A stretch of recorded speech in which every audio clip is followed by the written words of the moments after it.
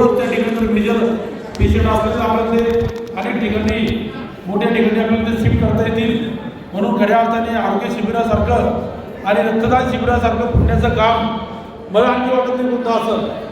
निकाळजे साहेब, आपण आज या ठिकाणी आलात, एवढ्या व्यस्ततेमध्ये आपण वेळ दिला.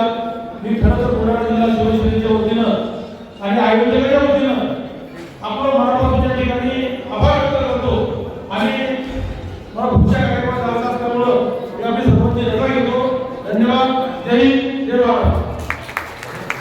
बरोबर यांनी सुरेख मांडणी केली.